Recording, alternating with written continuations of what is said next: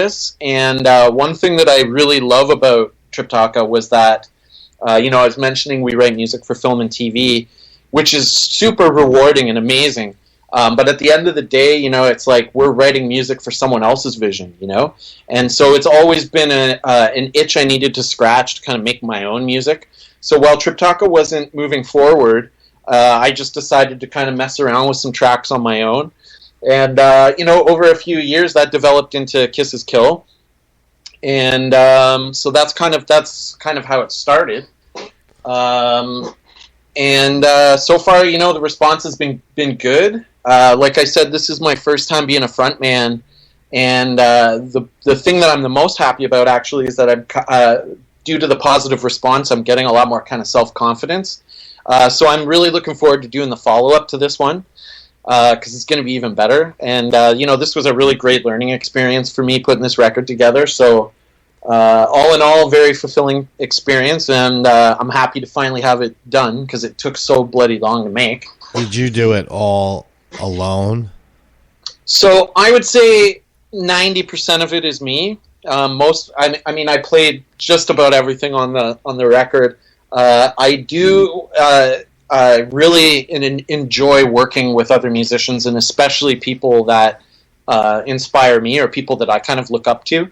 So I reached out to a few different musicians that I know and got them to lay some parts on a few songs. So one guy is named Phil Berry, and he's in a band. He was in a band in the 90s called Cubanate, which was one of the kind of they were on the forefront of that kind of American crossover industrial metal kind of like Ministry kind of thing. Excuse me. And so they've always been a huge kind of one of my biggest influences for a number of years. And he's in a band now called Be My Enemy, which I would encourage everybody to go and check out because they're just fucking badass, like just heavy metal riffs with like really fat electronic beats underneath. Nice.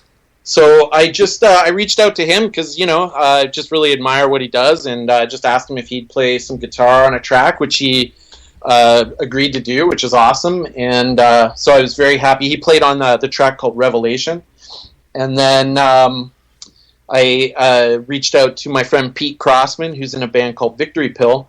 And I met Victory Pill because they did a remix of Triptaka that's coming out on that remix album. And he lives in England. And so we've just become great friends over the years. And he's one of the best, clearly one of the best electronic musicians that I know. So it would seem like a no-brainer to kind of ask him to be involved. And he worked on the song Believe.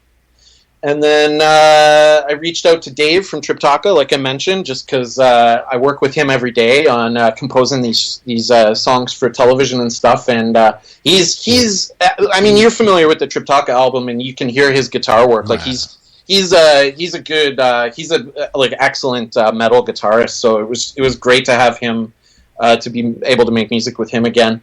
And then lastly, I asked my friend Scott to play. He's in a band called Tempest in the Diaspora, and they're like a supercharged industrial metal outfit out of Denver. And so I asked him to play some guitar on a track, which he did a kick-ass job. And again, it was just about kind of collaboration is I find is key. It can get really stagnant just working by yourself on every track.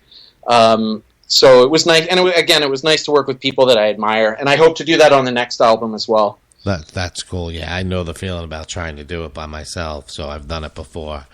But obviously, it's definitely electronic industrial influence. So who are some of your influences that that are behind the music? Sure. Yeah. Well, there's the obvious comparisons like Nine Inch Nails, which. I've said before, obviously they were an inspiration for Triptaka as well, but when I was a kid in the 90s, they were a teenager in the 90s, from my perspective, there weren't a lot of, with the whole grunge scene going on, there weren't a lot of cool bands that played keyboards, and I was a keyboard player. So I got made fun of a lot in high school, I hear you. And Nine Inch Nails was like the cool band, or what. I mean, I know there's other bands at that time, but to me, they were, that was kind of a hip band with keyboards in it, so Trent's always been a big influence on me. And then Tool as well is another probably my favorite band or second favorite band. So those two. But I got to say though, the last couple of years, I kind of rediscovered a bunch of bands and got into bands that I kind of missed out on the first time around.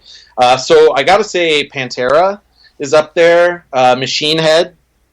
And I discovered actually Machine Head because Logan Mader played guitar on that track that we did for the Metal Gear video game. So I kind of was like figuring out about Machine Head and totally loved them. Yeah, no, I definitely dig those guys. Yeah, that's some good stuff. I don't know how I missed it, you know? But isn't that the best, though, when you're like, oh, my God, this is awesome. I didn't even know this existed or whatever. Yeah, you got something to look forward to buying instead of some of the crap that's out there. Yeah, well, it's funny. I've been going back instead of forward. It's totally... I'm getting old, though, you know, whatever. So, yeah, I hear you. Ministry is another big influence, for sure. KMFDM. And then there's...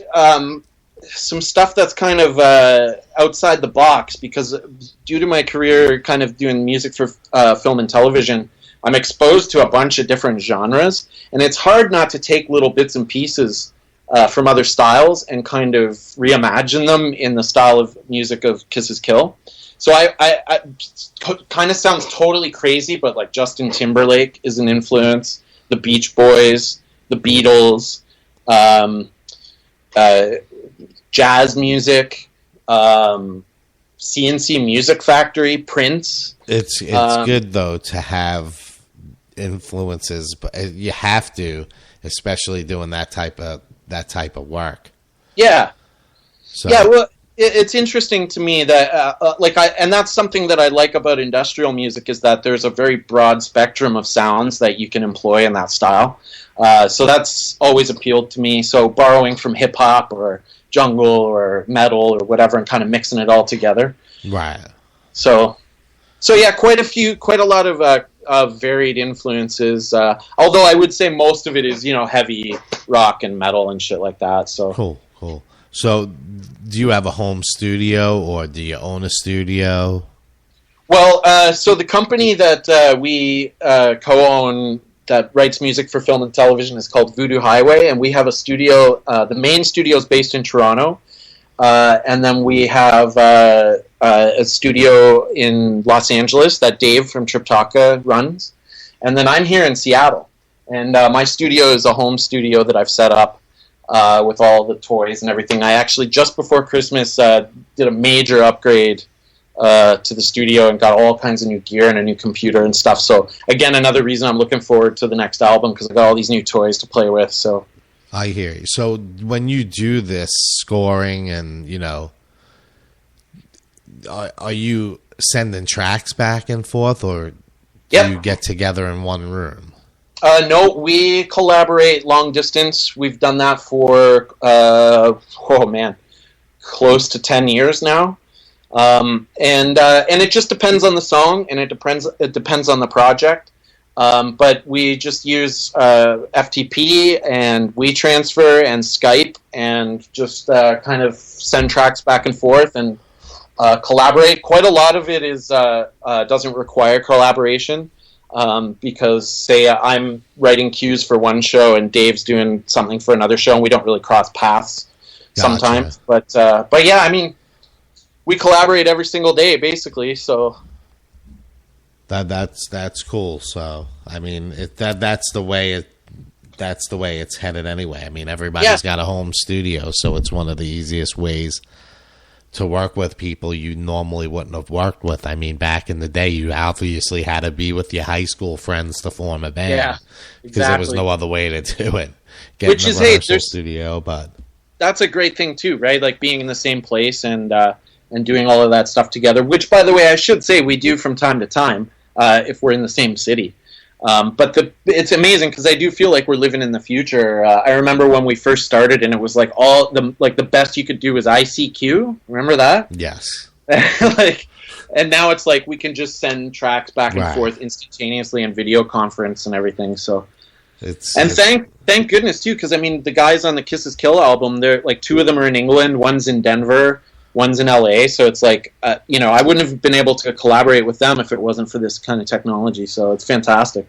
I did it. It was a little difficult because everybody that I should have told them what to record and what speed, and so it made it a little difficult when all the tracks came in. They were all like different and had to be reformatted and shit. So I had no idea. I just said I'm going to get a whole bunch of people to record shit for me, and then I'm going to go to the studio and mix it and do the vocals. Yeah. But I actually did it with the founder member of Buck Cherry, one of these guys from Solidium, nice. Mixed it and stuff. So I had a bunch of guys, the drummer from Dope, but it was actually pretty cool. I didn't sell it. I just put it out there. Rule number one is like just always have a click track. That's like if it wasn't for click tracks, we'd be totally fucked. Right. You got to figure out a tempo. And it just happened recently where I was working with a client and they sent me some vocals for a thing and there was no click track. And I mean that's like my worst nightmare, you know? Right. It's like it's interesting how you find all of these ways kind of to be able to collaborate, so you don't have to worry about all that kind of stuff, you know, but yeah, now I'm so wrapped up in the radio show, I don't get to do this shit too much anymore. So. But, do you still jam? Do you still like practice or play or what? Yeah, here and there I pick up the guitar. It's just there's been a lot of shit going on, so it's been rough. My last band was kind of went down in a bad direction, so I still write some stuff and mess around here and there, but I'm gonna get back into it. What do you use to record with? I used to have Pro Tools set up, but I got rid of a lot of stuff. So now I'm just going to kind of go into the studio. I have a CD I made a couple of years ago with one of the bands that I was never quite happy with how it was mixed and mastered. So I've been meaning to go into the studio, but everything's on a DAT tape. Yeah, so I got to find someone who can work with that. I was going to send it up to my friend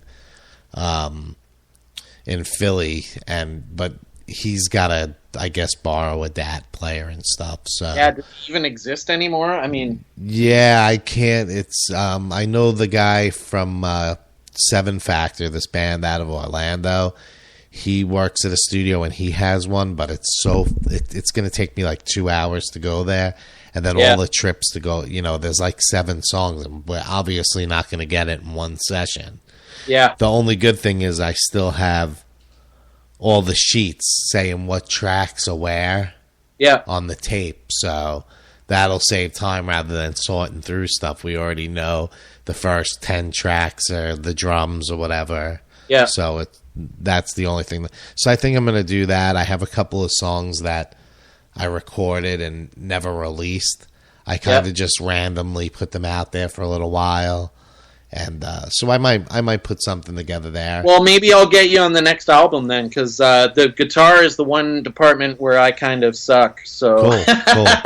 I do my best. I have a shirt. I have a shirt that says "World's Okayest Guitar Player." That's about where I sit. That's cool. But yeah, maybe I'll get you on the next record. Although I think I was mentioning to you, I'm going to sample that bit from your episode last week and put that in the upcoming remix album because it's just so fucking perfect. So you're already going to be on the next record, but maybe we'll get you playing some instruments too. Cool. I can't wait for that. So that's awesome. I can't wait to hear it. I'm about to crack up. Sorry. Sometimes I just go on these rants, dude, that are just uncontrollable. But, I don't know what it was, man. Like, I'm not even trying to blow smoke up your ass or anything like that, because I'm actually quite picky about this shit. But like, I was in stitches when you were talking about getting royalties in Spotify, and but it also resonated with me, man. You know, the thing you said that I just is kind of my new frame of mind is about this stage of life, you know. And I'm more concerned with quality of life. I got a 9-month-old kid at home and start my new family, you know, and got a job. So it's more important to me to just enjoy what I'm doing rather than stress out about it and all that. And I just appreciated what you said about that, you know. Cool. So it really resonated with me there. Sweet. So I'm glad I could get along with someone and someone's listening. Man. But so I don't want to keep you on too. I know you got obligations. I told you about 20 minutes. We're at about 45 minutes now. It's all good, man. This is nothing but my pleasure. So. Thanks, man. I appreciate it. So tell people where they can find you. This is Yeah, going to be sure. re-aired, so it's playing live